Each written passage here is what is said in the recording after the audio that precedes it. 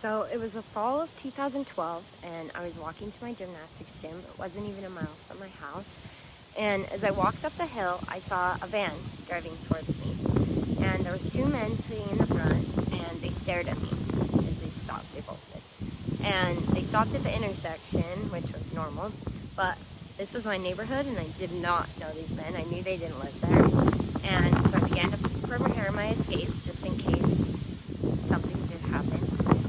To my left, there was field. To my right, there was also a field, but it did lead to a tunnel. So I figured that would be, an okay option.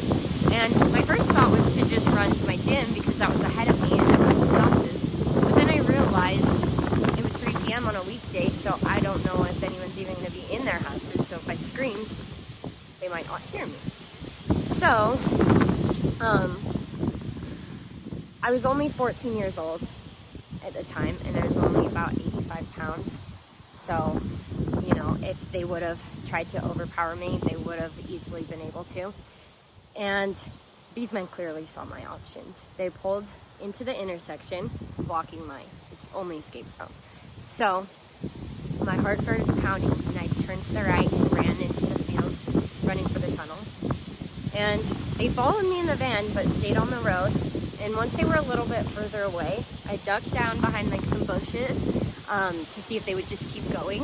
And they didn't. They stopped and they waited. And when I tried to run the other way, they backed up and followed me. And so this is when I realized they're not just gonna politely ask me for directions, like they are trying to take me and hurt me. And so I just ran as fast as I could. And I went through the tunnel underneath, and it looped around to my gym. I had already known that. And I got to my gym, I called 911, and I never saw these men again. This experience was obviously terrifying, but it would have been tragically worse if I hadn't been prepared. My mom has always openly discussed the harsh reality of children being taken from their families since I was old enough to comprehend basic safety guidelines, like 2 or 3. And I've feared it daily as long as I can remember. The United Nations on Drugs and Crime talk about thousands of men and women and children who fall into the hands of traffickers every year. This is absolutely terrifying information. I hate living in fear of being taken against my will, but I would so much rather live freely with this knowledge than live captive because I don't know how to keep myself safe. I am so grateful for my mom for teaching me to recognize the warning signs early on and to trust my instincts with these situations.